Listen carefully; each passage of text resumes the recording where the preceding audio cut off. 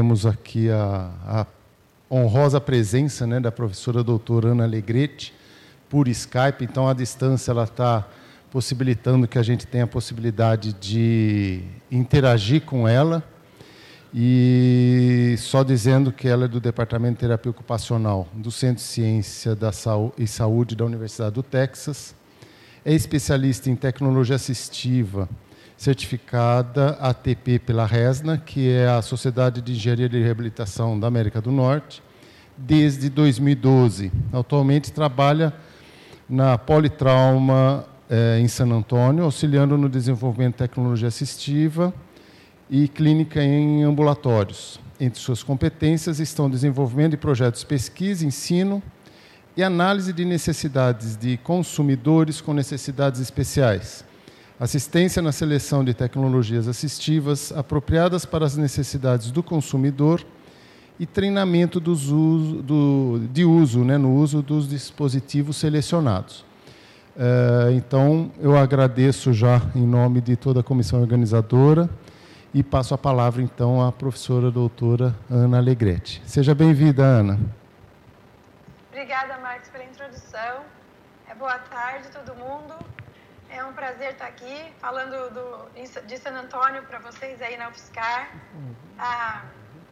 Eu vou pedir desculpa desde já, que alguns dos meus slides estão faltando acento. Aqui é difícil, né, do teclado daqui, ficar pondo todos os acentos do Brasil. Desde que eu saí do Brasil também a língua portuguesa já muda bastante, eu nem sei ainda onde tem acento mais. Uma confusão já. Nem meu inglês, nem meu português. Já está uma salada aqui. Mas sinta-se à vontade de fazer perguntas depois da apresentação.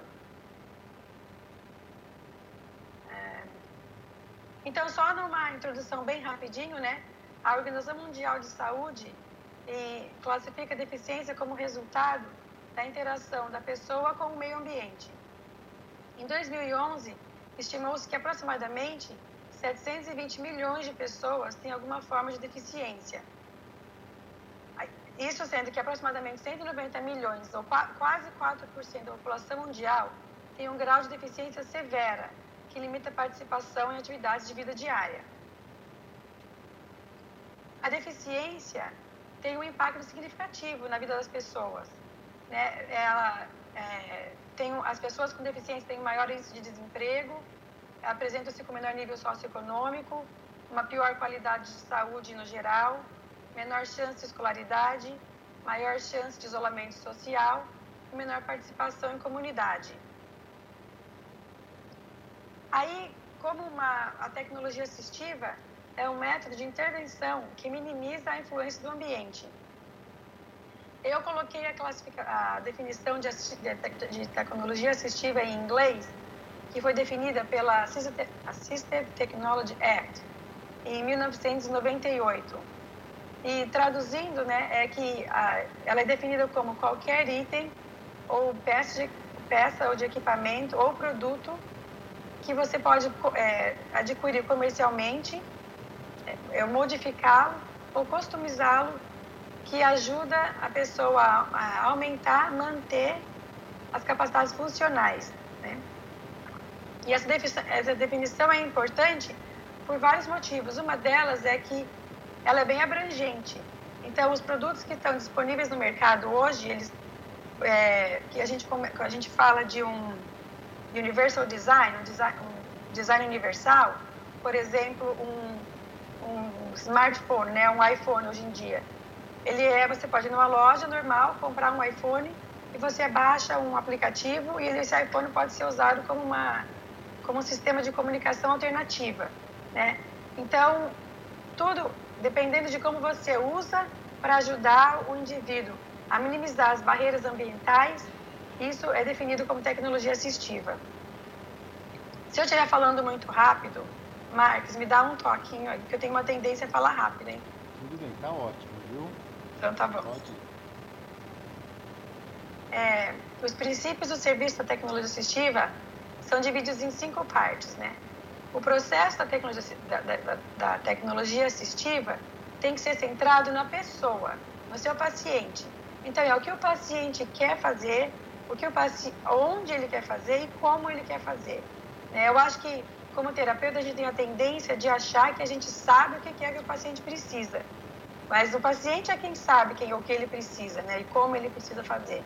Então, assim, a prática da tecnologia assistiva é voltada ao paciente. Então, o resultado dessa prática tem que propiciar a participação nas atividades desejadas do paciente, né? Esse é um processo que pode ser baseado todo em evidências, nas evidências, em termos de pesquisa. Então, tem várias pesquisas no campo da tecnologia assistiva, principalmente no campo de cadeira de rodas, que ajuda o terapeuta a guiar a prática dele para auxiliar esse paciente da melhor forma possível. Essa prestação de serviço tem que ser feita de forma ética, principalmente porque é uma colaboração muito grande entre o terapeuta e a indústria, né? O vendedor de cadeira de rodas ou a fábrica de cadeira de rodas. Então, eu falo que a gente tem que ser unbiased, né? A gente não pode ter... a gente tem produtos bons no mercado, né? Mas não existe o melhor produto por exemplo, para um grupo de lesões medular. O melhor produto é para aquele paciente. O que serve para aquele paciente da melhor forma possível é o melhor produto para ele. Então, se um vendedor é mais bonzinho, eu vou trabalhar com ele, porque daí ele vende determinadas cadeiras, o outro vende outras cadeiras, mas eu não gosto muito dele, mas o meu paciente seria melhor se eu trabalhasse com aquele vendedor que eu não gosto muito, né? A gente não pode ter esse bairrismo, né? Essa preferência, eu diria. Você tem que escolher o melhor equipamento para o paciente, independente de quem esteja vendendo. A colaboração em equipe é uma colaboração muito importante. Então, a gente tem que trabalhar para que essas relações sejam feitas da melhor maneira possível, né? Que elas sejam positivas, para que a gente elimine esse bias, né? Na hora da prescrição. E esse princípio tem que ser sustentável. Então, uma vez que você prescreve a cadeira, estou falando da cadeira porque esse é que a gente vai falar hoje, mas qualquer equipamento assistivo, uma vez que você prescreve esse equipamento assistivo, ele tem que ter, né, um serviço, uma prestação de serviço boa, né? Então, assim, eu sempre falo, quando você prescreve o equipamento para o paciente e entrega, né, na hora da entrega, não é que seu trabalho acabou, é ali que seu trabalho começa, né? Porque você precisa seguir esse paciente, como esse sistema está funcionando para aquele paciente, se tem algumas coisas que tem que rever. Então, o processo de reavaliação é muito importante na área da tecnologia assistiva. Então, não é que você entrega o equipamento e fala, né, adeus. É você entrega o equipamento e fala, eu te vejo em breve.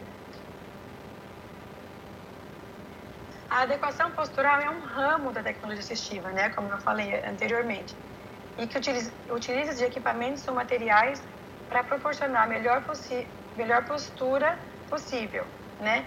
E a gente tem que levar em consideração conforto, alívio de pressão, aumento da função, proporcionar um suporte corporal adequado, permitir alterações e reajustes, diminuir o gasto energético e minimizar os efeitos do padrão patológico.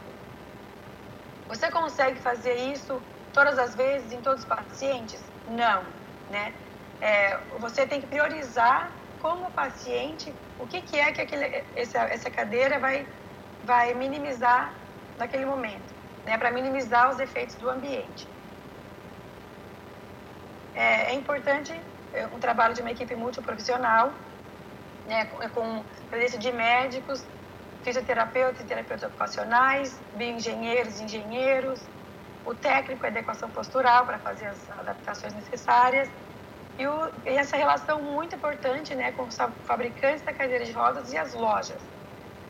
Aqui nos Estados Unidos, e também sei que no Brasil começou esse trabalho bem legal, bem interessante, que os fabricantes de cadeiras de rodas e os vendedores, eles têm muita noção dos equipamentos, eles conhecem bastante a parte do equipamento. E assim, de um ano para o outro, tem bastante cadeira nova que aparece, tem bastante aparelho assistivo que aparece novo. E é difícil para o terapeuta ocupacional se manter informado em tudo que aparece. Esse é um trabalho dos vendedores, né? Eles têm uma relação boa com os fabricantes, os fabricantes de cadeiras de roda, então eles aprendem muito sobre o equipamento. Então, esse casamento, né, de terapeuta, que a gente sabe, quando a gente faz a avaliação do paciente, que detecta o que o paciente quer fazer. E a gente faz toda a avaliação física, sensorial, cognitiva. Então, a gente, né, a necessidade, a avaliação, e a gente pensa, então, como é que eu vou poder solucionar o problema dele, né? É como se fosse um quebra-cabeça, a gente vai pôr as peças juntas.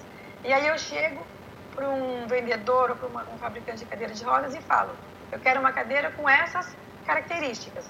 Então, ele vai me falar, então, tem 3 cadeiras no mercado que têm essas características, como a gente vai fazer, né? E aí eu vou explicar esse processo. Né? Quando tem 3 cadeiras no mercado que tem aquela característica, o que você tem que fazer é dar oportunidade para esse paciente experimentar, testar essas 3 cadeiras e ver qual ele gosta mais, né? Então, quando a gente trabalha com a adequação postural, a gente precisa pensar na biomecânica do sentar, nos sistemas de adaptações existentes, nas patologias, e se a pessoa precisa de cadeira manual ou cadeira motorizada, e como ele, né, o poder de mobilidade e funcionalidade desse paciente. O que a gente, como terapeuta, quer ver, né? A gente quer ver simetria, a gente quer ver postura perfeita, né? A gente quer acomodar os problemas médicos, prevenir problemas secundários e promover a função. E o que é que os usuários querem, né? Eles querem ter maior funcionalidade, eles querem que essa cadeira seja de fácil transporte, né? Eles querem que tenha mobilidade em ambientes fechados e abertos, eles querem poder tocar essa cadeira em qualquer lugar que eles precisem ir, eles querem ter conforto, eles querem que atenda a necessidade médica deles, mas olha como para eles a necessidade médica nem é o primeiro fato importante, né? Eles querem poder ser independentes das transferências, conseguirem realizar as AVDs, as atividades e as AVDs. Eles querem ter confiança na durabilidade do produto, porque eles dependem daquele produto. Então, por isso que eu digo, né? A gente não pode ser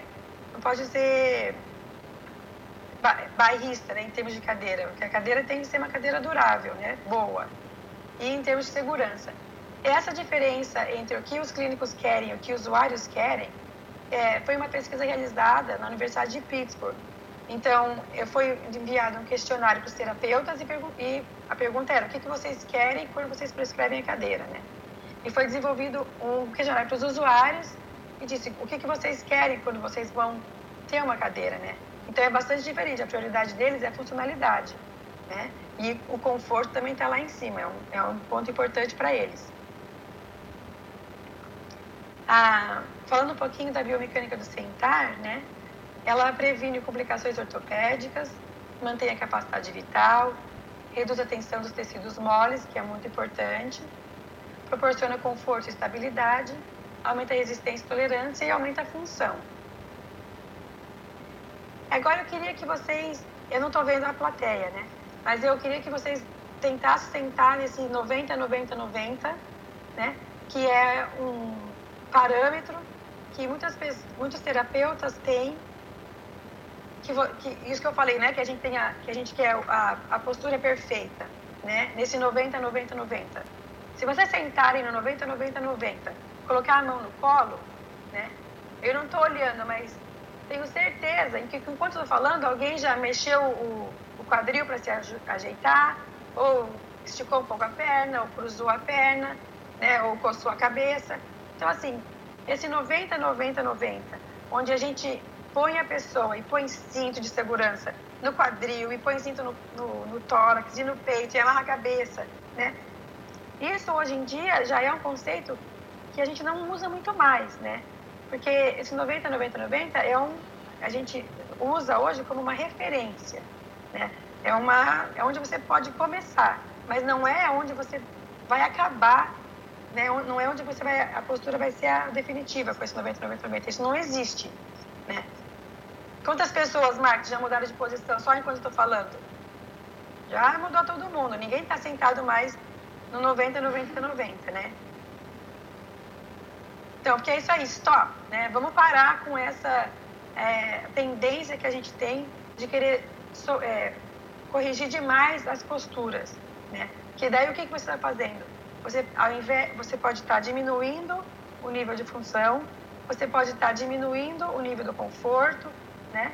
E se pensar que os usuários de cadeira ficam, em média, de 6 a 8 horas por dia sentados, o corpo tem que mexer, né? A postura sentada não é uma postura reta. Se a gente olhar a coluna tem as suas próprias curvaturas, né? Se a gente olhar como as pessoas sentam no dia a dia, em todas as horas do dia, a gente não senta 90, 90, 90. Né? Se olhar a figura da direita, aquele moço que está bocejando, é uma postura típica de homem, né? Essa postura relaxada, a cabeça assim, né? E daí a mulher sentada mais comportada. Tem até os padrões culturais, né, da postura sentada. Então, essa 90, 90, 90 é um parâmetro, não é onde a gente deve acabar a postura. Quando você está pensando no sentar funcional, um sentar confortável, o 90 é uma referência, mas não é a postura que você tem que querer que seu paciente assuma, né? Em termos de considerações funcionais, né, a gente quer que um bom sentar aumente o controle motor, aumente a atenção e consciência, aumente a independência, favoreça a comunicação e aumente o desempenho no trabalho, na escola, na área de lazer, aonde é que essa pessoa vai usar a cadeira. Nas considerações pessoais e sociais, né, a gente tem que... E aonde que essa pessoa vai usar essa cadeira? Aonde que ele quer participar? Na comunidade, sociedade, né? Ele quer cumprir os papéis sociais. Tem a área de lazer, né? E para tudo isso, a posição sentada precisa ser tolerada, né? E a pessoa precisa ser produtiva. Então, assim, no princípio de avaliação, né? Quando a gente começa... Qual que é a definição do problema? Tem algumas perguntas, né? Que vão guiar a nossa avaliação no momento que a gente está com o paciente. Então, quando um paciente vem e ele já tem um equipamento, né, você pergunta... Uma das primeiras perguntas que eu faço é: o que é que está errado com esse equipamento? O que você não gosta dele? Aí eu pergunto: o que você gosta dele? Porque se ele me falar o que ele gosta, são coisas que eu sei que eu não vou mexer, né? Se ele gosta de sentar com uma postura mais cifótica, se ele se sente confortável assim, e quando eu for fazer a minha avaliação física, ele tiver uma postura cifótica mais fixa, né? Então, assim, não é que ele gosta da postura cifótica. O corpo dele, a deformidade está estruturada, está fixa, então não tem como mudar, né? Então, assim, nessa hora que você está fazendo essas perguntas para as pessoas, é uma hora fundamental também de você colher os dados mais importantes. Tem que escutar e observar. Né, eu sempre digo para meus alunos: quando é que a sua avaliação começa? A sua avaliação começa no momento que você fala oi para o paciente, né? Então, assim, quando você abre a porta da sua clínica para o paciente entrar, você vai ver, é o paciente que está puxando a cadeira dele ou é uma pessoa que está empurrando a cadeira? Ele veio com um cuidador, ele veio com os pais, ele veio com a esposa, né? Quando você está perguntando para o paciente, é ele que está respondendo ou é o cuidador? Né?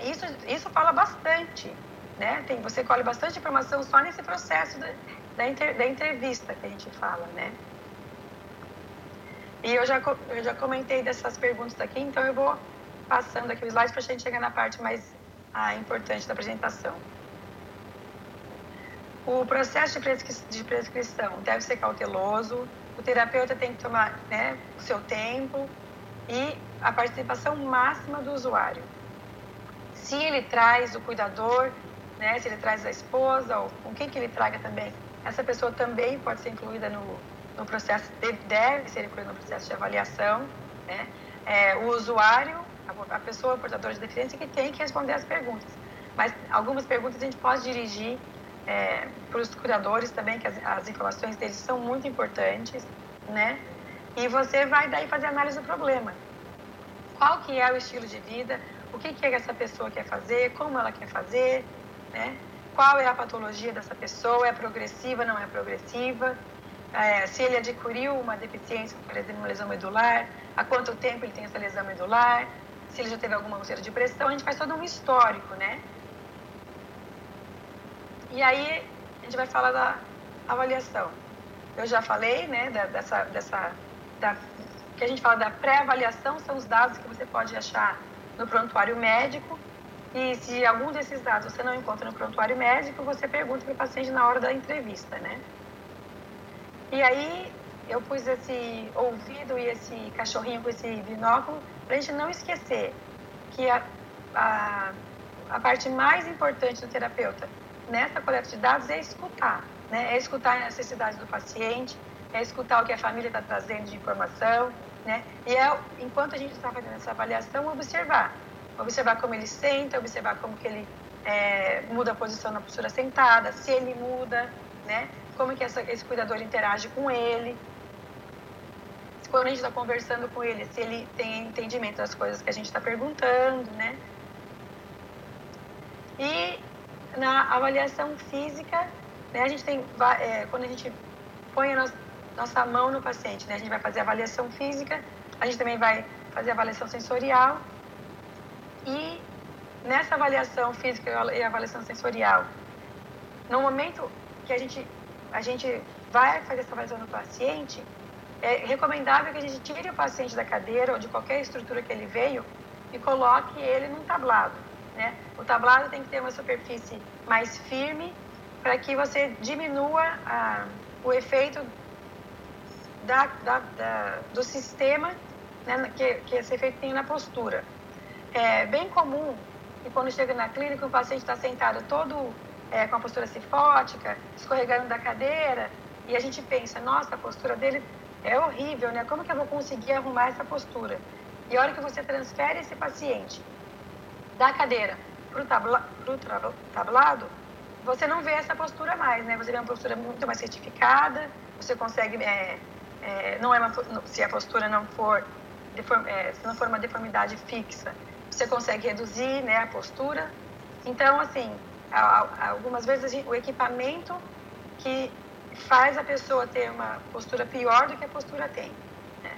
Então, assim, tem esse balanço que a gente tem que tomar cuidado. A gente não pode corrigir muito a pessoa, mas também não pode deixar que esse sistema favoreça que eles adquiram essas posturas muito errôneas, né? Essas posturas complicadas. Na avaliação ortopédica, é quando a gente vai ver a amplitude de movimento, se as deformidades são fixas ou flexíveis, né? A gente vê também como que é o tônus, como que o tônus influencia na postura, se tem presença de reflexos posturais primitivos ou de padrões de movimento de atexia ou atetoide. Uma coisa muito importante que a gente também faz nessa avaliação física é investigar a condição da pele, né? É muito importante saber se o seu paciente tem uma história de úlceras de pressão ou se naquele momento ele tem uma úlcera de pressão. A literatura diz que se o paciente tem uma história de úlceras de pressão, ele tem maiores chances de desenvolver úlceras de pressão, né? E principalmente as pessoas que têm a perda de sensibilidade na região glútea, né? A gente tem que tomar bastante cuidado, né? Uma das coisas que eu falo bastante nas minhas aulas a gente aprende que um método eficaz para aliviar a pressão no assento é o push-up, né? Então, quantos de vocês ensinam o paciente de vocês a fazer o push-up? Marcos, fala para mim, quem que levantou a mão? Quantos deles ensinam? Ui. Quantos deles ensinam a fazer o método de push-up para aliviar a pressão? Quem tem experiência nisso de fazer é que o áudio às vezes está baixo, as pessoas podem não estar escutando. Então pergunta para eles. Quem tem experiência, quem recomenda aos pacientes deles a fazerem esse push-up, que é um braço levantar para aliviar a pressão no assento? Tem uma pessoa lá falando que faz. Eles são de uma empresa que fabricam cadeira de rodas, né? E é uma das técnicas utilizadas. Isso. Depois ele vem fazer pergunta aqui na frente. Fica tranquilo que ele vem para cá. Então, porque assim, né? Eu falo assim, ó, não, né? Que o usuário de cadeira de rodas manual, ele já tem uma sobrecarga muito grande nos membros superiores, né? Porque ele está com os membros superiores, ele está levando o peso do corpo e da cadeira, né? E tem toda a questão de transferência, então é muita sobrecarga no ombro, no cotovelo, nos punhos, né? E se você ensina esse método de aliviar a pressão, sendo como único o push-up, ele está carregando todo o peso do corpo dele só nos membros superiores também. Então, isso contribui muito para que esses membros superiores sejam danificados muito rápido, né? Então, e assim, né? Seria um jeito ideal? Eu achei essa foto muito legal, por isso que eu coloquei. Mas não, né? Muitos dos nossos pacientes não conseguem fazer esse tipo, né? De alívio de pressão. Então, eu recomendo que o alívio de pressão mais eficaz, né? Que também é eficaz quanto o push-up, é que você ensina o paciente a inclinar lateralmente e essa pressão e a área de contato do quadril tem que estar totalmente fora, né, do contato com a superfície da almofada. Daí, isso sim, isso é bom. E o outro seria que você, né, flexiona o seu tronco anteriormente até tirar todo esse peso que também está na região da tuberosidade esquiática e do sacro, né? Tem pacientes que não conseguem fazer isso porque o controle de tronco não é bom. Mas se você coloca ele na frente de uma mesa, né?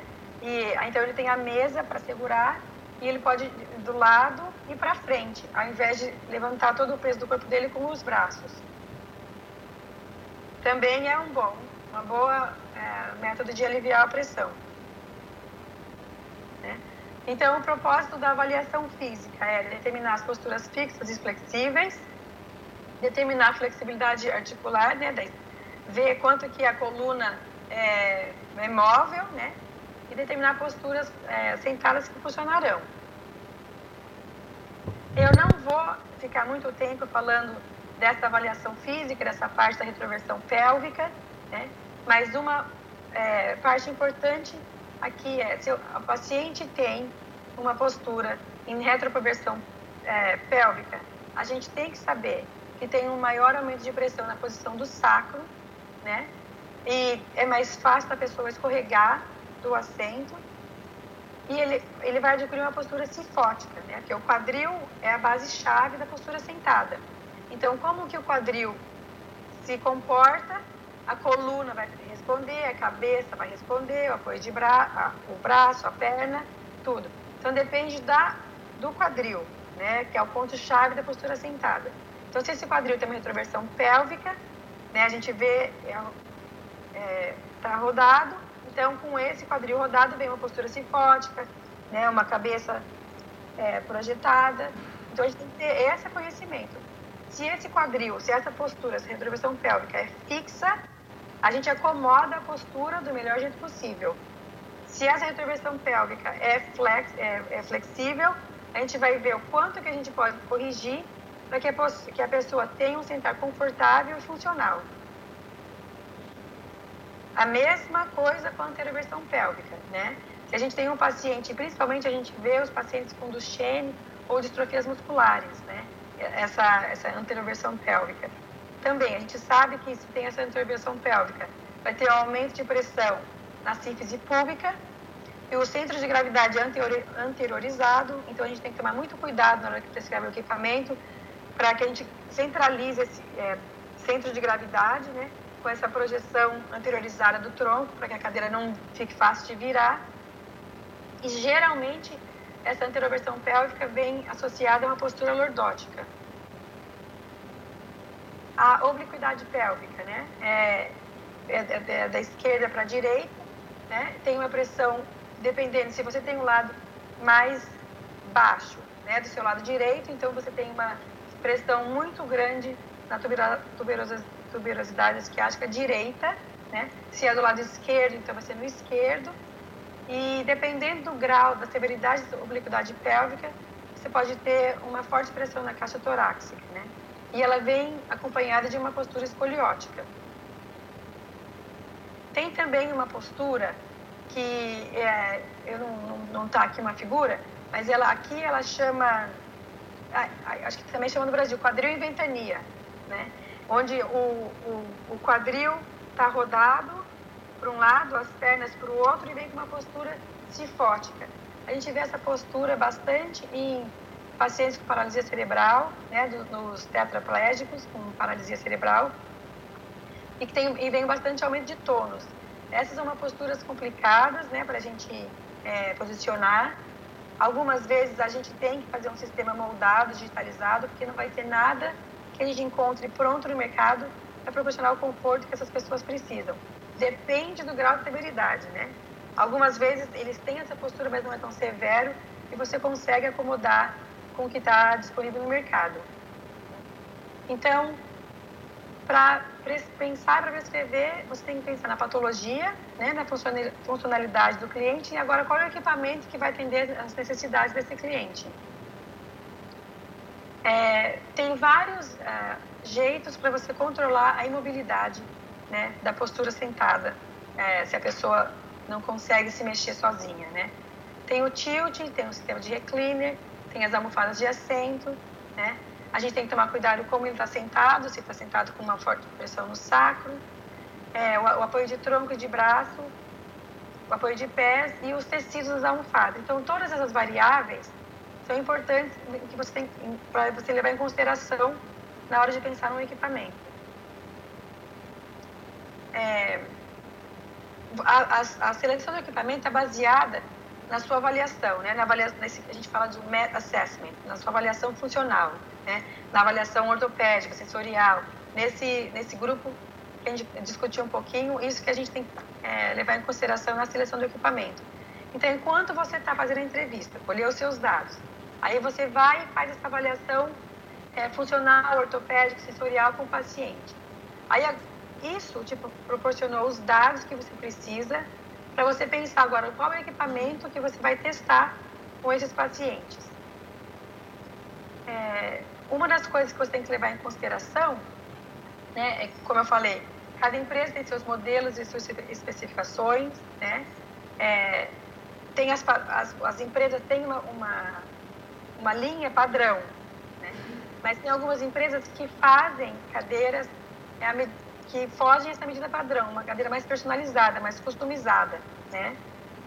Então, tem que saber que se o que você está pedindo é mais personalizado, vai ter um custo maior, né? Aqui, nos Estados Unidos, o sistema de saúde é um pouco diferente do Brasil. Eu não sei como está aí agora, mas aqui o terapeuta precisa escrever uma carta justificando o porquê que você está pedindo todos aqueles acessórios na cadeira de rodas. Então, se você está pedindo um apoio de braço X ou um apoio de tronco X. Então, por que é isso? Então, quando a gente faz a avaliação funcional do paciente e avaliação ortopédica e sensorial, você colhe os dados para justificar os acessórios que você está pedindo, né? E aí você manda essa carta para o seguro e o seguro vai decidir o que é que ele vai pagar e o que ele não vai pagar, né? E se o seguro falar que ele não vai pagar nada, porque ele não concordou com a sua prescrição, porque ele acha que a sua prescrição não condiz com a necessidade do paciente, aí você pode, tem um processo de apelação, você apela, né, esse resultado e você pode providenciar mais informações. Então, quando eu faço as minhas cartas, na carta eu já escrevo a necessidade do paciente e já trago evidências, né? Eu já escrevo na minha carta, por exemplo, essa cadeira customizada é melhor para o paciente porque melhora a técnica de propulsão. E aí eu coloco a referência do Dr. Bondia, que ele tem um artigo que descreve por que essas cadeiras são melhores. Então, eu coloco a evidência já nas cartas que eu escrevo para as seguradoras. Então, geralmente, eu tenho pequenas perguntas, mas é difícil de eu ser negada, né? Porque eu já ofereço mais informação do que geralmente eu precisaria, mas para eles já entenderem todo o meu pensamento, todo o meu pensamento crítico, né? Por que eu estou prescrevendo aquele equipamento.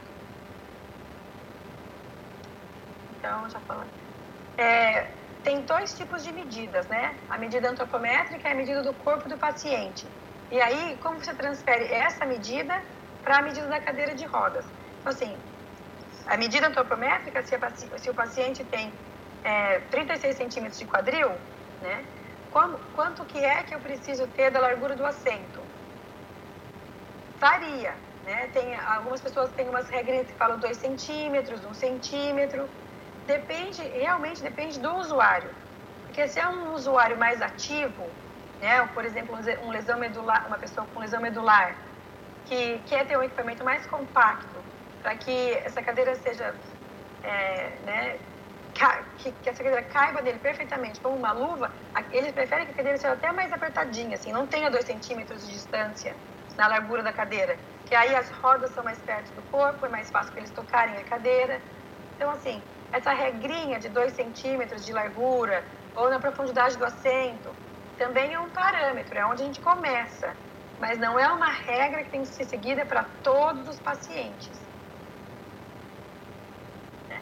Então, tem vários tipos de cadeira. Essa cadeira standard, né? Essa primeira figura que você vê, e essa segunda cadeira aqui, a figura de baixo, essa cadeira foi desenvolvida em 1932, né? Por Janis e Everest.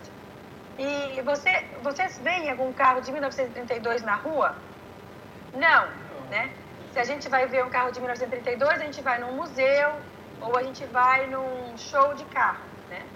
E essa cadeira, infelizmente, que foi construída em 1932, a gente vê muito, né? Vê nos asilos, vê nos hospitais, vê um monte de gente usando essas cadeiras, né? O meu sonho é que um dia essas cadeiras fiquem realmente só no museu e que ninguém mais prescreva essas cadeiras, né? Nem para transporte em pequenas distâncias. O único lugar que eu acho que tudo bem ter ainda é o aeroporto. Aí tenho até dó das pessoas que tocam essas cadeiras, porque são bem pesadas e não tem não é muito fácil de puxar essas cadeiras, não.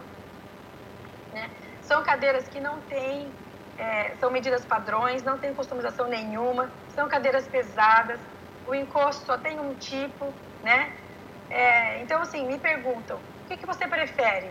Que a pessoa não tenha cadeira nenhuma ou tenha essa cadeira? Essa é uma pergunta muito difícil de responder, né? Porque a cadeira dá para a pessoa a mobilidade, né? O poder de ir e vir. Mas uma cadeira como essa traz muitos danos também para o corpo da pessoa, né? Como eu disse, porque ela é pesada, não tem medida, ela não acomoda a necessidade do paciente, né? Então, assim, eu não tenho uma resposta certa se eu prefiro essa cadeira ou nada. Se é para a pessoa sair de casa e poder ir para a escola, então eu prefiro essa cadeira. Mas em termos de funcionalidade, ela não é uma cadeira funcional, né? Aí tenho também as cadeiras lightweight, né? Que são umas cadeiras que são mais leves, são umas cadeiras com um design mais leve, elas têm um quadro em X, elas podem ser dobradas, tem também um em monobloco, que o encosto só desce, né? Mas são umas cadeiras mais leves que oferecem uma certa possibilidade de ajustes, né? Ela também tem medidas padrões nela também. E a ultralight, né? A ultralight é a cadeira que todo mundo deveria ter, né? Porque é uma cadeira customizada para o paciente, para a funcionalidade do paciente, todas as medidas do paciente, que você tira das medidas antropométricas, você pode transferir essas medidas para essa cadeira ultralight, em termos de altura de encosto, a posição da roda, centro de gravidade, você faz o que você quiser com essa cadeira. A desvantagem dela é que ela custa caro, né? Mas tem uma pesquisa também que foi feita que ela custa caro no momento, mas a longo prazo ela se torna uma cadeira barata, porque é uma cadeira que tem maior durabilidade, ela não quebra tanto, ela acomoda as necessidades das pessoas, então as pessoas não reclamam e não abandonam o uso dessa cadeira, né? Ela é uma cadeira de maior sucesso para os usuários, né? Tem várias medidas nessas cadeiras, tem vários ajustes que você pode fazer nessa cadeira, né? Em termos até de dump, né? Onde o paciente tem um controle de tronco mais afetado, mas você mexe no ângulo, né, do assento, você consegue dar maior estabilidade no tronco do paciente, né? Então, esse é o dump, né? A altura dianteira do assento e a altura traseira. Você pode dar cambagem nas rodas, enfim. É infinito o que você pode fazer nessa cadeira, né? E eu quero mostrar um vídeo aqui para vocês da importância de ter uma cadeira ultralight, né?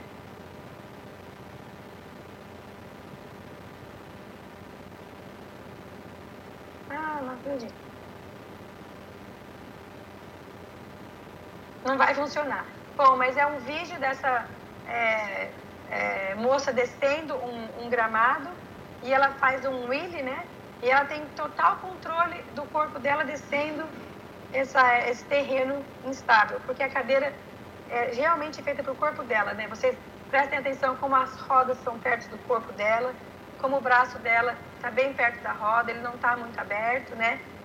Como a posição, se ela deixar o braço cair, como o dedo dela está bem perto do centro da roda. Enfim, é uma cadeira que todo mundo merece. Em termos de merecimento, todo mundo precisava ter uma cadeira dessa. Tem outros fatores, né, as condições socioeconômicas, que vão influenciar na sua prescrição, mas que não deveriam guiar, não deveria ser a preocupação do terapeuta, né? Porque como terapeuta a gente tem que prescrever o que é melhor, mas é difícil, né? A gente tem que se acomodar com a situação que está na sua frente, né, do seu paciente. Na minha experiência, quando você explica para o paciente a necessidade de ter uma cadeira dessa, né? Aí no Brasil as pessoas se ajudam muito, né? E de alguma forma ou outra eles preferem investir o dinheiro que eles têm, arrecadar, faz bingo, preferem investir numa coisa que vai durar, né? E vai servir a necessidade do paciente. Vamos ver se esse vídeo aqui vai funcionar, né? Não vai também, não sei por quê. Talvez porque eu esteja dividindo, mas também aqui essas cadeiras também são essa ultralight, e ele consegue fazer o pop wheelie e ter total controle da cadeira, né? Porque a cadeira é, mais uma vez, customizada para o corpo dele. Tem vários tipos de cadeira, né? Tem a cadeira motorizada. O que difere a pessoa, você prescrever uma cadeira motorizada de uma cadeira manual, né? É a função das mãos. Se a pessoa consegue tocar a cadeira, ela vai para uma cadeira manual. Se ela tem uma função pobre de membros superiores, ela vai para uma cadeira motorizada. Por exemplo, se ele tem uma condição degenerativa, também se aconselha para uma cadeira motorizada, porque como a pessoa a condição piora, né? Ele precisa ter condições de continuar fazendo as coisas que ele quer fazer. Tem as cadeiras infantis. Na cadeira infantil, uma regrinha aqui, né? A gente tem a tendência de querer prescrever uma cadeira maior, porque a criança vai crescer. Mas se você pensar em todos os aspectos da biomecânica, né? A criança vai ser afetada negativamente se você prescrever uma cadeira muito maior para ela. Tem cadeiras, tem sistemas que crescem junto com a cadeira. Então, esses sistemas que vocês deveriam tentar prescrever para essas crianças. Onde você pode ajustar depois a medida da largura do assento, ajustar a profundidade, ajustar, né? Então, são esses sistemas que crescem com a criança. Tem as cadeiras posturais, onde as pessoas não têm função, né? Elas não conseguem puxar uma cadeira e não conseguem acionar a cadeira motorizada. Então, elas precisam de uma cadeira mais como um lugar para sentar, para mudar de posição. Então, são cadeiras que as rodas são menores, porque elas estão, geralmente, né? As pessoas vão puxar, tem os cuidadores, né? E elas precisam ter tilt, recline, depende do que o paciente precisa. Tem os scooters, que tem uma boa autonomia, mas a base é bem grande, é difícil dele virar, né? Então tem que ver se a pessoa vai usar, primeiramente, um equipamento dentro da casa ou dentro das edificações. O scooter não seria o sistema mais adequado, né? As cadeiras de banho, cadeiras de praia, as cadeiras esportivas, né? Uma coisa que eu acho bem legal, que as Paralimpíadas foram no Brasil, e eu acho que o Brasil tem apesar da condição socioeconômica, a gente tem, né, uma visão de que as pessoas precisam ter o lazer, né? A atividade esportiva é uma atividade importante para os portadores de deficiência também, né? E isso é uma área da TO. Né? Então, a gente precisa saber quais são as cadeiras esportivas, aonde que a gente pode orientar que essas pessoas vão para elas conseguirem participar das atividades esportivas, para que eles tenham essa área na vida deles também. Então, as considerações importantes. Tem todo um processo de seleção, mas não só de seleção, também de configuração da cadeira, né? E uma vez que você seleciona a cadeira que você quer para aquele paciente, prescreve a cadeira chega, você precisa ter um tempo de treinamento, você precisa ensinar essa pessoa o método ideal de proporcionar a cadeira, né? Que eu gostaria de dar uma aula somente na biomecânica de proporcionar a cadeira, né? Que é muito importante para a preservação dos membros superiores, né? Tem tipos de almofadas infinitos, então não existe a melhor almofada que para todo mundo também, né? A Rojo, se você olhar no mapeamento de pressão, ela realmente favorece uma muito boa distribuição de pressão, mas para alguns pacientes a Rojo tem uma superfície instável, né? Então, quando eu tenho um paciente que tem um problema de pele, uma história de úlceras de pressão, e preferiu uma almofada que tenha uma imagem no mapeamento de pressão não tão ideal, eu ensino, né, eu mostro a imagem e eu ensino o paciente como distribuir essa pressão, como fazer o shift lateral e o anterior, e o quanto isso é importante, né? Vem na parte da educação daí, na parte do treinamento, educação, como eles têm que cuidar dessa pele deles. Tem diferentes tipos de encostos, né, diferentes alturas. A altura do encosto vai variar em termos do controle de tronco. Se a pessoa tem um bom controle de tronco, ela vai precisar um encosto baixo, como essa pessoa que tem essa blusa da Invacare, é um encosto bem baixo, né, porque ele não precisa ter um controle de tronco bom. Ou nessa aqui de baixo, dessa pessoa, é uma mulher sentada, onde tem um encosto que tem a escápula aberta, né? Esse encosto vermelho aqui, tem essa senhora sentada em encosto alto, não seria um encosto indicado para nenhum tipo de paciente, porque a escápula está totalmente bloqueada, e quando você vai proporcionar a cadeira com uma escápula bloqueada, você acaba assumindo uma postura viciada e errada também, que prejudica na propulsão. Tem diferentes tipos de suporte, tem suporte de cabeça, suporte de tronco, tem os cintos de segurança que ajudam no suporte, né? Como eu disse, eu não sou a favor de amarrar. Eu acho que se você consegue mexer na estrutura da cadeira, né, customizar a estrutura da cadeira de uma forma bem eficiente para o paciente, você não precisa de colocar tantos esses cintos, né? A bandeja é uma opção para as pessoas, né? Se elas querem ter uma bandeja, também seria um acessório. Os cintos. Então, a responsabilidade do terapeuta é se atualizar no que está disponível, né? Utilizar da criatividade, procurar os recursos que existem na comunidade para poder ajudar esses pacientes, né? A gente é a voz do paciente, né? A gente tem que ajudar esse paciente a achar as melhores condições que eles têm, que existem na comunidade, que existem no nosso país, no nosso estado, para que eles consigam ter os equipamentos que eles necessitam, né? Então, assim, quanto mais a gente sabe do sistema do SUS, como funciona, se tem o seguro de saúde que vai pagar algumas peças e não vai pagar outras peças, como é que essas peças que não vão ser pagas, como é que você pode conseguir dinheiro, isso você pode ajudar o seu paciente, né? Aqui, por exemplo, tem associações, tem as associações da esclerose múltipla, tem associação, né? Então, essas associações, elas, dependendo do ano, dependendo da verba que eles têm, eles ajudam as pessoas. Então, eu não sei se no Brasil existem essas associações, se eles têm recursos que são disponíveis à população, né? São coisas que vocês precisam ficar atentos. O que é que na comunidade você, como terapeuta, tem que saber para poder ensinar o seu paciente, né? Para que ele consiga conseguir os equipamentos e o que ele necessita, né? Tem algumas avaliações que o pessoal da UFSCar já traduziu para o português, né? O FMA, que foi desenvolvido na Universidade de Pittsburgh, já foi traduzido pela equipe da Lafatec, com a orientação do professor Daniel, tem alunos trabalhando nele. Também tem Wheelchair Skills Training, que foi desenvolvido por Lee Kirby no Canadá. Também tem um grupo do Lafatec, com o professor Daniel, traduzindo e validando esses equipamentos. Então, isso vem em um momento muito importante, né? Onde o mercado brasileiro está abrindo as portas para cadeiras melhores. Tem a Permobil, que está chegando aí no Brasil. Tem a Tailight, né? Essas cadeiras que são caras hoje no Brasil, mas são cadeiras de ponta e tecnologia de ponta.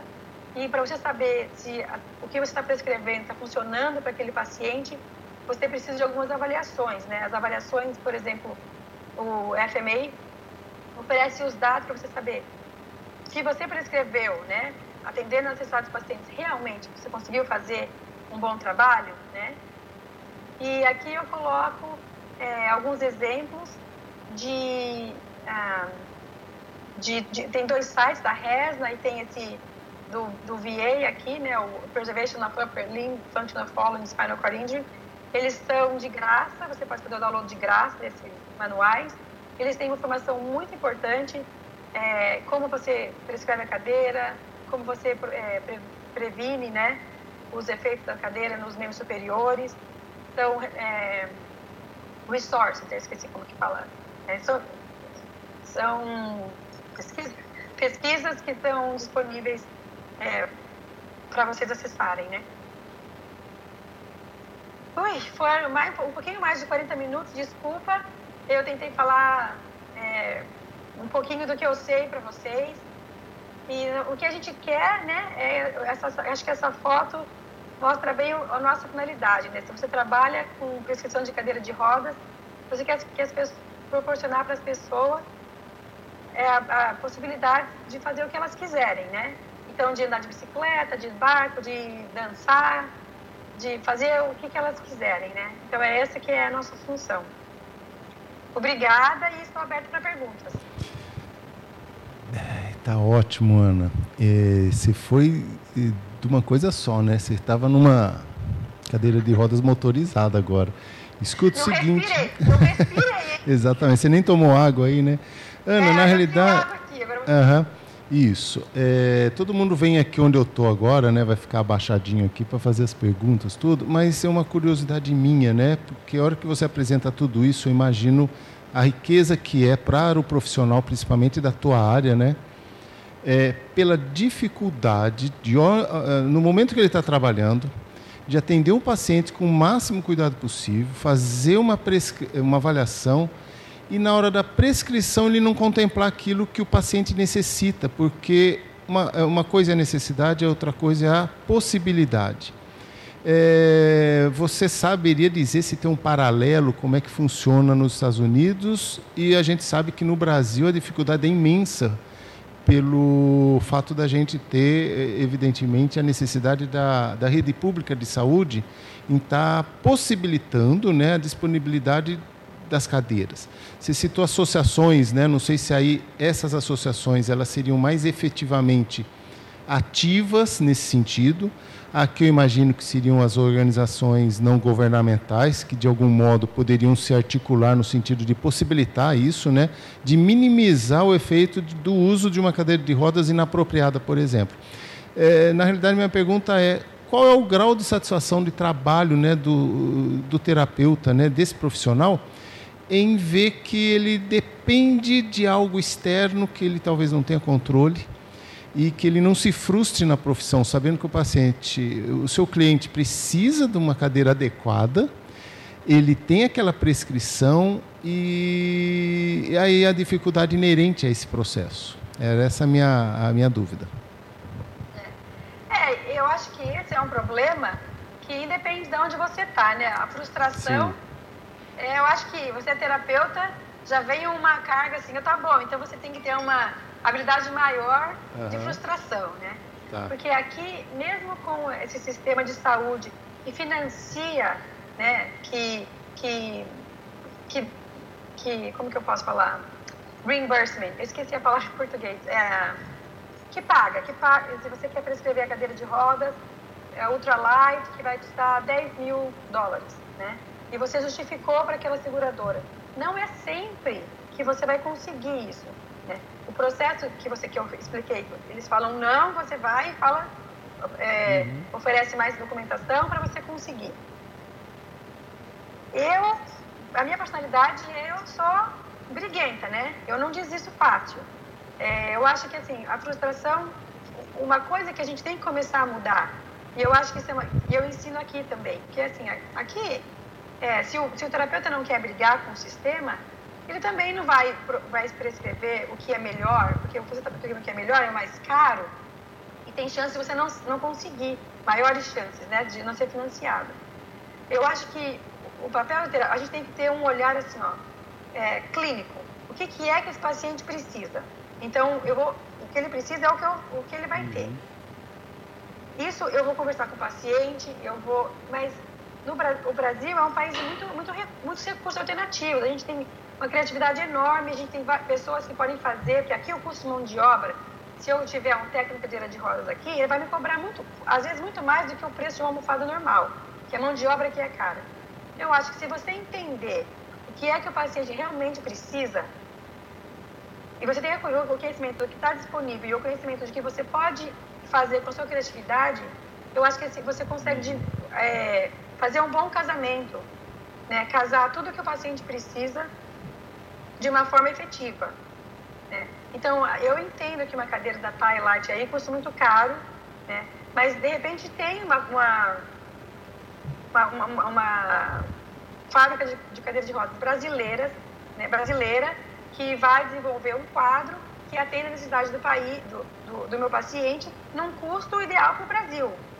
Porque quando eu saí do Brasil, em 2002, a gente não tinha nada, né? A gente tinha essa cadeira bem pesada, tinha a Conforma, tinha umas coisas da Ortobras e umas coisas da Jaguaribe, mas era o que a gente tinha, né? E a gente começou a trazer o pessoal de física para dar aula. Então, assim, eu lembro que a gente fazia esses cursos, o pessoal da Jaguaribe sentava, e o pessoal da Ortobras sentava, e depois a gente voltava depois de 3 anos e eles tinham cadeiras melhores, né?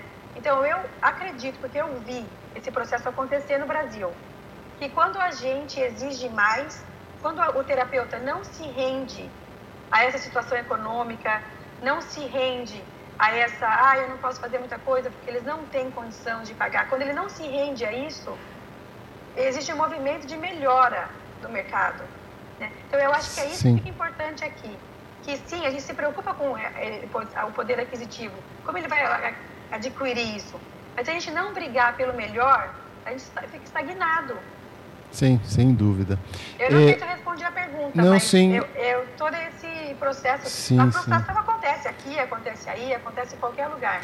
Nós temos um pessoal aqui que é de uma fábrica de rodas aqui do lado de São Carlos, de Rio Claro, com certeza eles virão aqui fazer pergunta.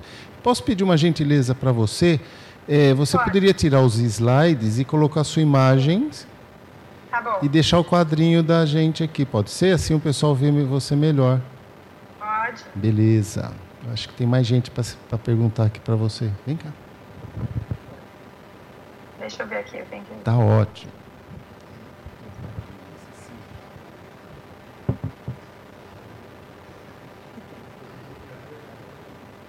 Deixa eu tirar aqui.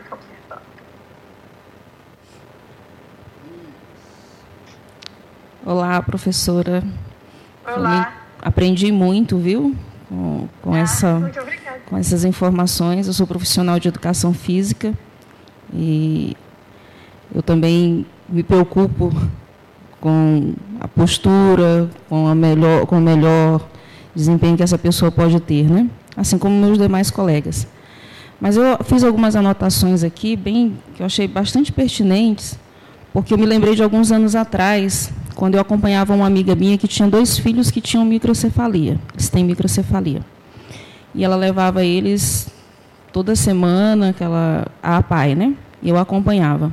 Eu me lembro no dia que ela recebeu as cadeiras de rodas, que ela ficou extremamente feliz, né? Mas eu olhei para as cadeiras de rodas e todas elas eram iguais. Isso me deixou com uma pulga atrás da orelha, né?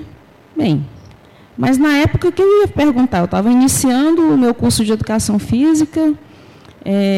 Na minha cidade existia um terapeuta ocupacional que atendia particular, não atendia nem hospital. Na APAI não tinha terapeuta ocupacional. Mas aquilo me deixou com essa pergunta, e essa pergunta que eu venho fazer hoje. Por Porque os processos licitatórios, geralmente, o SUS, as empresas passam por um processo, né? O Sistema Único de Saúde aqui do país. E eu fico me perguntando, as empresas, eu não entendo como que as empresas encaram isso. É mais que a empresa ela vai olhar, lógico, para o lado do lucro. É mais lucrativo para a empresa fazer tudo igual? Ou não seria mais lucrativo para a empresa? E para esse paciente, eu falo lucrativo para o paciente na questão da saúde mesmo, né? Ela pegar e fazer realmente de acordo com cada paciente. Aí entra uma coisa que eu fiz questão de anotar, que eu achei super interessante, que são uma das competências, responsabilidades do terapeuta quando ele vai prescrever. E eu anotei que é verificar o meio e condições sociais desse paciente, né? Então, muito provavelmente, esse problema que essa minha amiga enfrentou foi devido a não ter o terapeuta ocupacional, né, que é uma demanda, ainda é uma demanda na minha cidade. E a minha pergunta é essa que fica no ar, né? Não seria muito mais lucrativo para essas pessoas que fabricam? Porque ele teria que fazer coisas, certos elementos da cadeira, que são próprios para aquela pessoa, não tudo em grande escala. Né? O que você acha? Como eu disse, né, eu tenho essa tendência a verbalizar, né, não é brigar, não, é fazer, mostrar o ponto, né? Assim, para a empresa, se você pensar numa empresa, para ela é lucrativo fazer o padronizado, não fazer nada diferente, né? Porque se você pensar numa empresa, numa linha de produção, se ela tiver que fazer coisas personalizadas, isso custa muito caro para uma empresa. Mas eu, como terapeuta, não me preocupo no lucro da empresa, porque eu tenho certeza que as empresas conseguem arranjar um jeito, que esse é o trabalho deles, de terem o lucro deles num outro lugar, numa área, qualquer, não sei, numa outra área que não seja afetando o paciente, né? Então, tem um exemplo aqui que eu fui trabalhar com vendedora, com o meu paciente com lesão medular. Cheguei lá e falei que eu queria uma cadeira X. Ele falou, mas essa cadeira não está mais sendo financiada pelo sistema de saúde. Eu disse, não está? Mas que engraçado. Então, eu liguei para o meu professor de física, que é muito envolvido nessa área do sistema de saúde aqui. Falei, mudou a regra, né? Ele disse, não mudou a regra. Eles mudaram os códigos, né? Como você codifica as cadeiras. Então, essa cadeira hoje, se você prescreve ela, o vendedor tem uma margem de lucro muito pequena. Então, tem muitos vendedores que não querem trabalhar mais com essa cadeira. Então, eu voltei lá na loja e disse para o senhor, né? Não, você me passou uma informação errada. Essa cadeira, ela existe, ela é vendida e ela é paga pelo governo. Você está tirando uma margem de lucro menor. Mas esse problema não é meu. E você não foi profissional. Então, eu não volto mais aqui. E todo mundo que me perguntar desse lugar, eu falo, vou falar para não vir. E todo ano eu dou aula e ensino essa aula para 80 alunos. E para 80 alunos eu falo o nome dessa loja e eles dão risada. Mas é isso que é o problema. Seria direito dele, é direito dele não querer vender essa cadeira. Né? Ele está no direito. Mas ele não pode mentir, ele não pode botar uma informação e falar, eu não vendo, essa cadeira não é mais financiada pelo governo. Assim, como terapeuta, a gente tem que se distanciar um pouco disso. Eu não quero mesmo saber se a indústria está ganhando dinheiro ou perdendo dinheiro. Eu quero saber se o meu paciente vai estar sentado da melhor maneira possível. Isso que eu quero saber. E é isso que eu acho que a gente tem que brigar, né? No Brasil, é um país riquíssimo, com recursos naturais incríveis. O pessoal do Brasil tem uma visão clínica que nenhum outro lugar do mundo tem. A gente sabe exatamente o que o paciente precisa, é uma questão de brigar mesmo para condições melhores. Eu não quero saber se a indústria de cadeira de rodas está perdendo ou ganhando dinheiro. É justamente isso, eu queria instigar isso. E é justamente isso, eu concordo plenamente com você. O paciente está em primeiro lugar e atendendo a necessidade dele. A empresa, se ela quiser tirar lucro, ela deve tentar direcionar a captação desse lucro para outras coisas. Muito obrigada, viu, professora? De nada.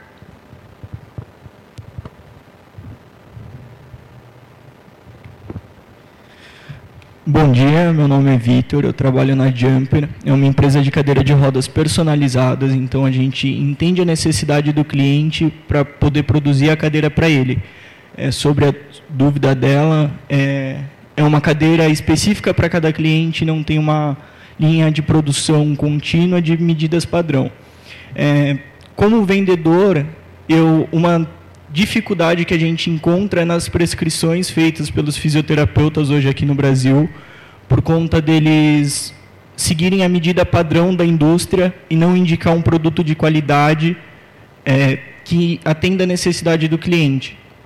Que hoje aqui no Brasil, eles acabam indicando muitas cadeiras de medida padrão, onde o paciente senta nela e fica jogado em cima da cadeira, não veste como você estava falando. A minha dúvida é sobre o tilt e ergofit. O ergofit é como se fosse uma curvatura no assento e onde eu acoplo o corpo do sujeito.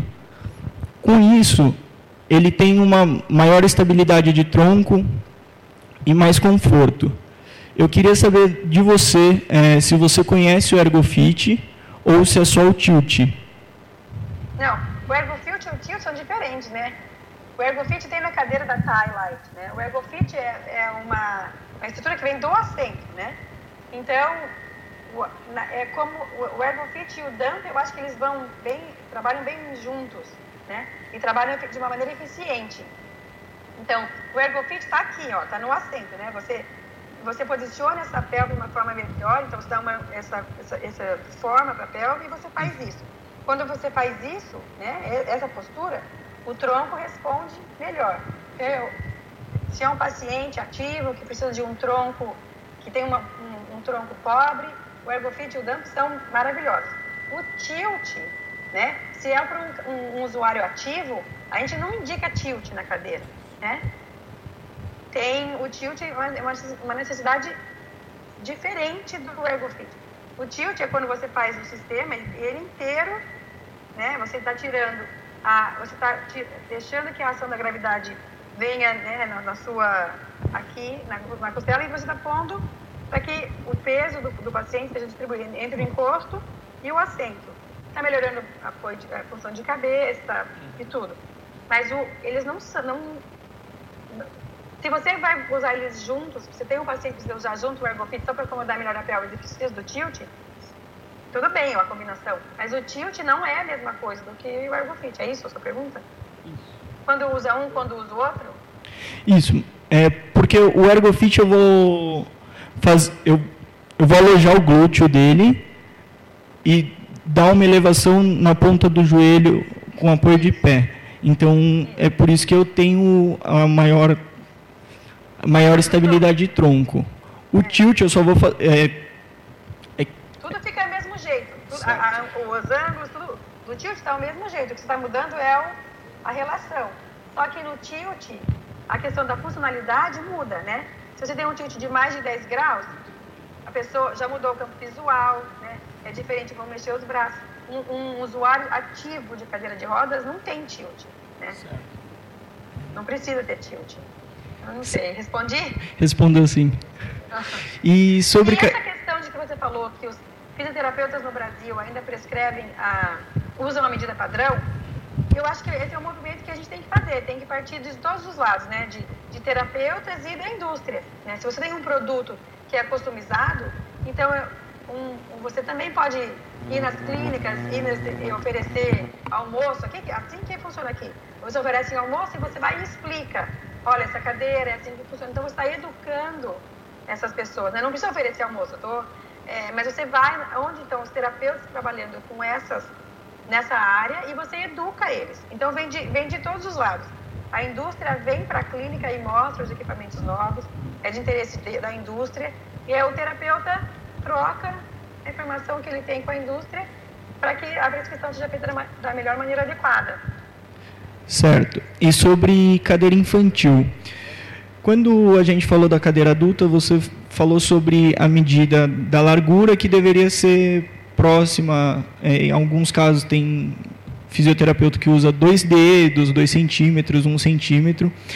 No caso da cadeira infantil, qual o espaço mais recomendado para deixar para o período de crescimento? Porque hoje, a forma que a gente trabalha é a seguinte: o paciente infantil ele compra a cadeira para que, assim que chegar na medida máxima da cadeira, ao invés dele precisar comprar uma nova cadeira e fazer a doação daquela, ele pode me devolver o quadro e comprar um novo feito nas medidas dele.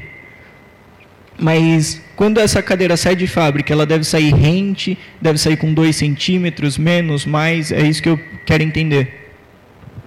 De novo, a mesma coisa para a criança e do adulto, né?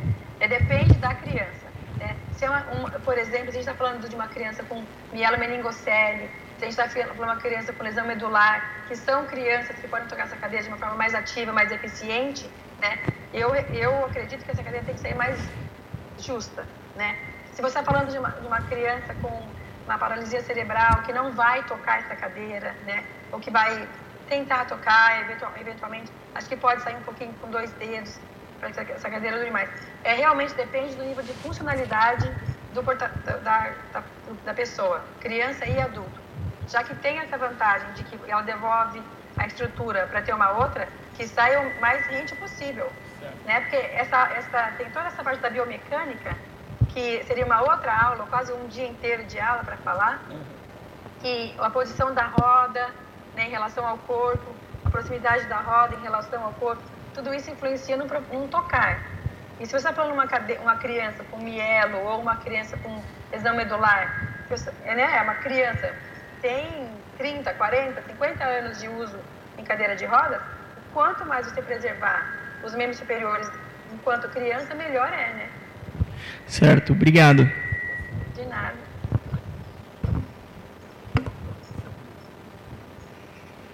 Olá, Ana, aqui é a Débora, da Lafatec, da FMEI, tudo bem? Tudo bom te ver. Na verdade, eu não vou configurar como uma pergunta, mas apenas como uma fala mesmo, porque eu estou tendo a oportunidade de aplicar o FMA, a versão em português, junto com o Quest, aqui em São Carlos. E uma das coisas que eu tenho percebido e que eu fiquei pensando enquanto vocês estavam conversando sobre vários aspectos, é em relação que talvez eu acho que a maior dificuldade que a gente encontra, pensando em interior, mesmo em São Paulo, é em relação aos serviços mesmos, de treino e de acompanhamento. Eu acho que até mais do que as empresas que produzem esses equipamentos.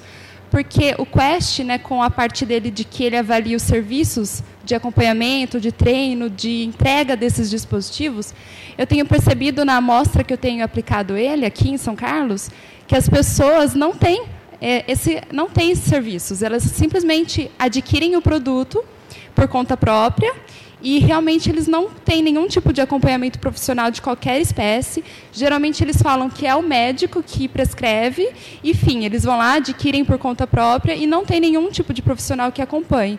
Então, assim, eu acho que a gente ainda está muito anterior, assim, está tudo muito ainda cru, porque acho que a discussão ainda é em relação aos serviços, né, de fortalecimento desses serviços, desses profissionais, sejam eles terapeutas ocupacionais, fisioterapeutas, em relação à prescrição, ao acompanhamento, ao treino destes dispositivos. Assim, a realidade que eu tenho visto, até agora eu apliquei em 10, apenas 1 recebeu treinamento e acompanhamento de um profissional na época da prescrição, que foi na ACD, ou seja, em São Paulo, nem é aqui no interior.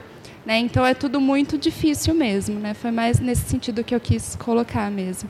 Obrigada. Mas uma coisa só que eu queria falar, isso não é uma realidade só do Brasil. Né? Aqui existe muito isso também. Pessoas que não são competentes, né, fazendo esse trabalho. Então, assim, e aqui o sistema de saúde, como ele financia a cadeira, você pode ter a próxima cadeira só daqui 5 anos. Então, quando uma prescrição é feita de maneira errada, né, o paciente está nessa cadeira por 5 anos.